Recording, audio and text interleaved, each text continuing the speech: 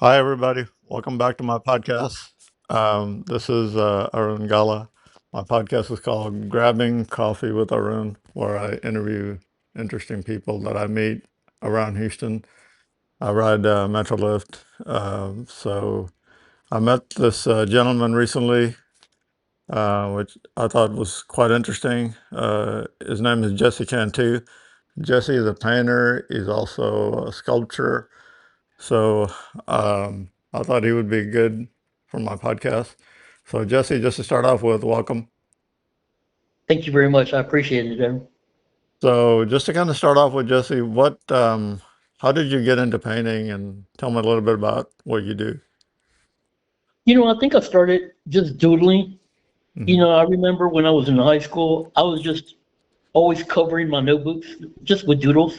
And then, as you get older, and when I first started community college, Houston Community College, I took a couple art classes just to see how I did. Hmm. I think it started as a hobby, just like everybody else. And a couple of my professors, they really thought I was pretty creative. So they kind of guided me and they said that, you should really pursue this. I mean, you're very creative, you have a certain voice. Um, and so that kind of pushed me. And actually, I ended up at Houston Community College in downtown Houston, where I won one of the Faculty Choices Award for sculpture. And Wow. it was around 8 inches by 3 inches, and I did what was a ceramic pregnant lady, and so I had covered it with a glaze, a maroon glaze, and it Hmm. just came out really good, and it won that exhibition choice award, and I think Wow. that's what really set me on the path to do art as a career.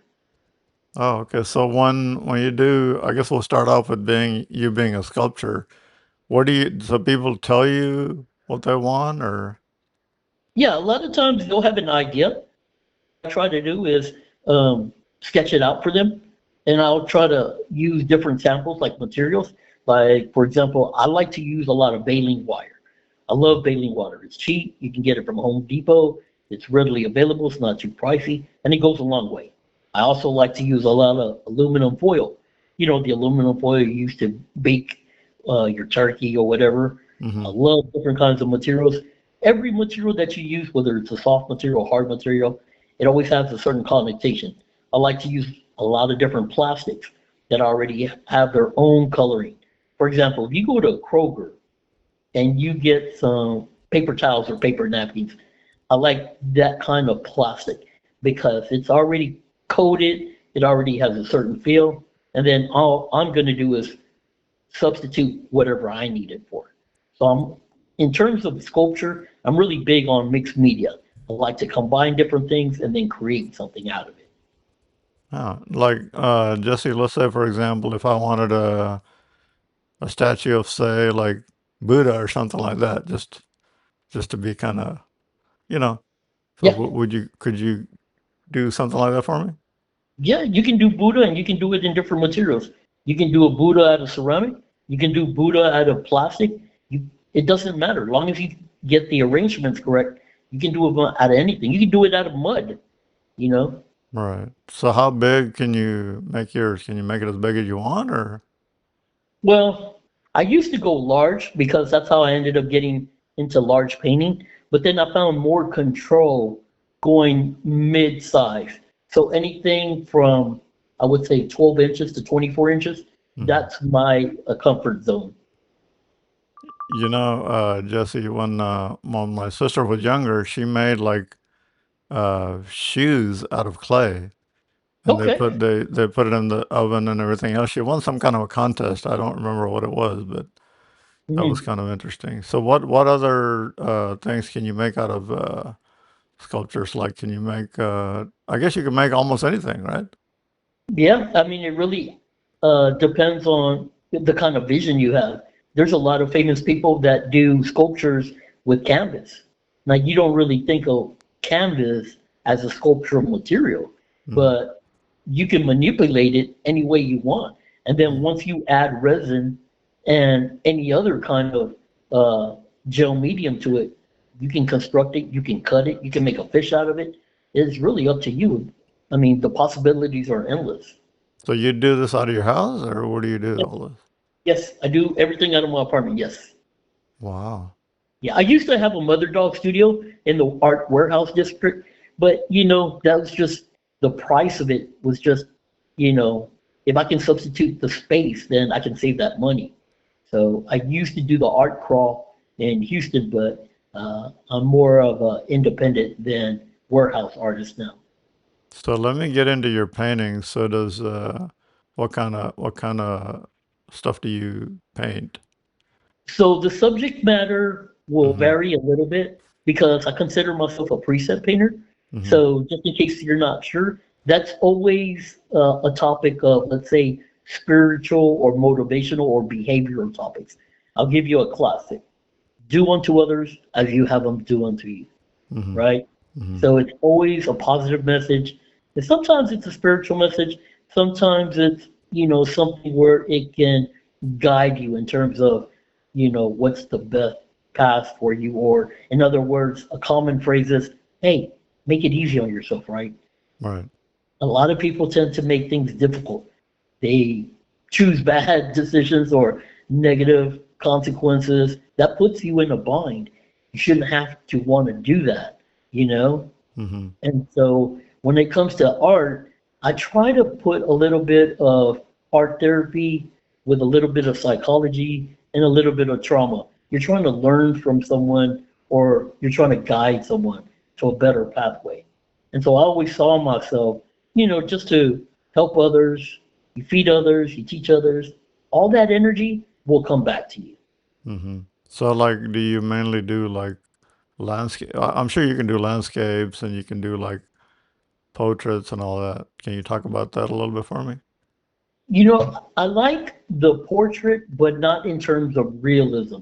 The Mm-hmm. portraits that I'd like to do are characters. Mm-hmm. So, and that's very cartoony. So if you look like classic cartoons, Mm-hmm. that's how my portraits are. They're very exaggerated. They're very colorful. They're not always exact to detail or scale, but I think that's the great thing about art. You can make a skinny elephant or you can make a super fat elephant, right? Right. It's up to your imagination. And that's Mm-hmm. how I attack my art. I don't need it to be so real in terms of realism, and I think that's where my strengths are. Mm-hmm. So Jesse, what's the big difference between like, when people say like, I'm using acrylics, I'm using oil painting. What is the big difference there? Acrylics, all they are plastics, and you can stretch them using water. Oh, Oils, okay. yeah, oils, they take a super long time to dry.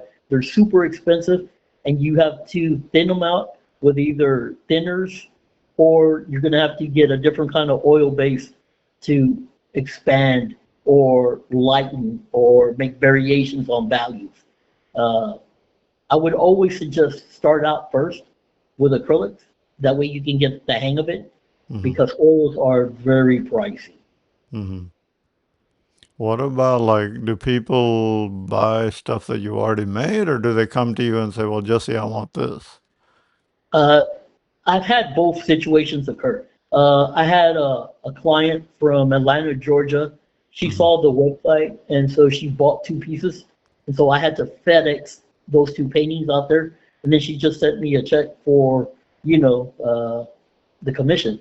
Mm-hmm. And then I've had other people, they like the Instagram website, and they'll just like something small, and so I'll just make something really quick for them. So everybody has different art tastes. And so I can go either way. I'm not confined to a certain material or style. Mm-hmm. So how long does it take for you to, I guess, depending on the size of the project and all that, right? Yeah, the size and what they want it made out of. The materials are always the toughest to get, Mm-hmm. especially if it's going to be something really pricey or if it has a certain finish like satin. I've worked with satin before. I've painted on satin. Uh, you know, different materials give you a different kind of feel, different kind of connotation. So some people will like something that's very aggressive. I had one Asian lady want something very sweet and elegant. Hmm. So, silk, that's what she really loved. Hmm. Lace, lace is another thing that, some people like. So really trying to get the consumer what they really want. Yeah. So do you get like, let's say, for example, I'm sure you get people from, let's say, like the Hindu gods or like the Jewish gods or whoever people But pray to. Do you get requests like that? I'm sure you do. sometimes, yeah, it's always harder though when you're dealing with deities. You never want to offend anyone. Right. And so, it's sometimes there's a little compromise because you want to get their vision correct, but you never want to sacrifice your own artistic vision.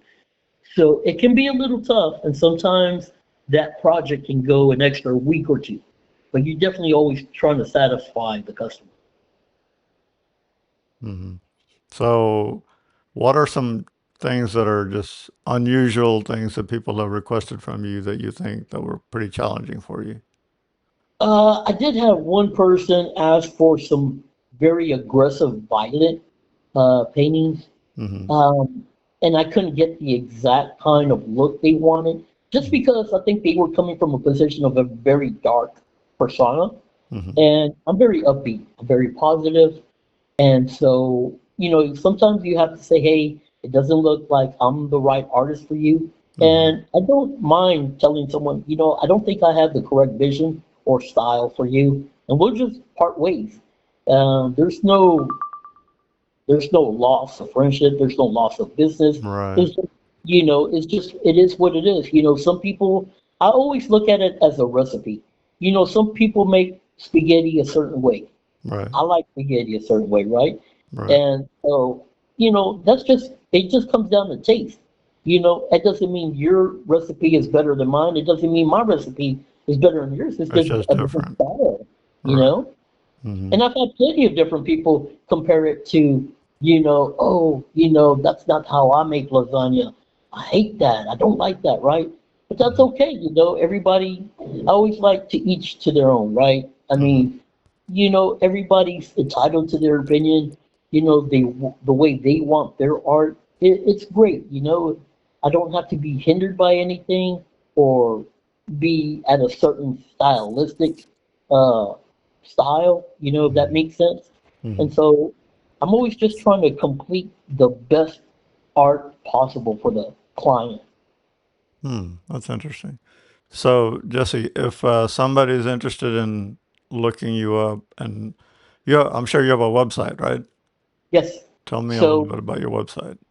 I'm on Instagram right now. It's JESSEKANTU 03. That's where all the new work is listed under Hmm. the Instagram website. If you want to see older work and how I started, you can go to Facebook and just type in Jesse Cantu or Pyramid Art Services. It has a lot of different styles.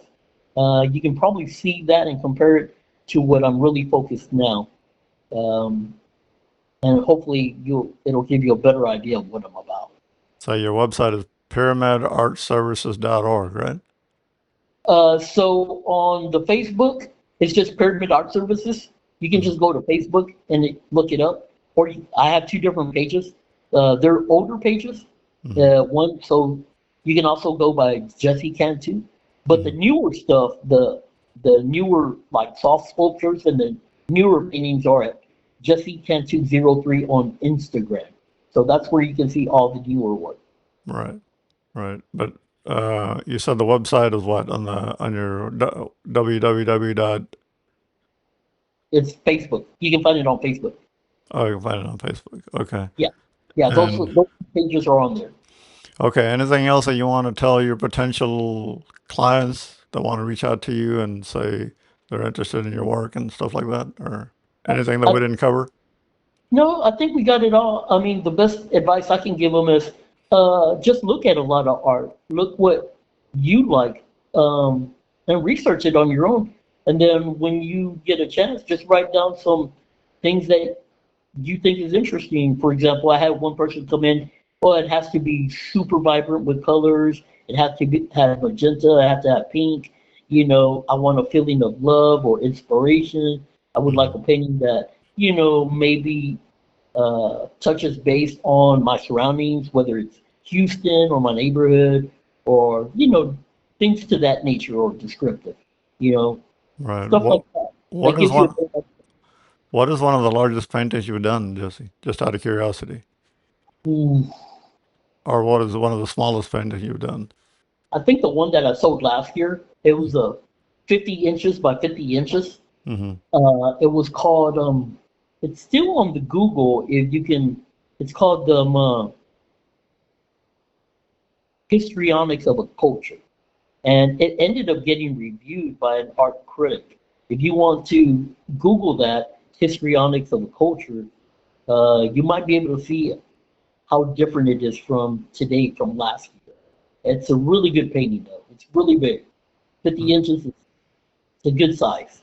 And you said the name of it is what? The history of It's called histrionics of a culture. histrionics of a culture. Okay. Yes. All right, Jesse. Well, this was very informative, and like I said, I met Jesse on Metrolift, and uh, really learned a lot from talking with you, Jesse. And if you guys want to reach me, my email is grabbingcoffeewitharun, ARUN, at gmail.com.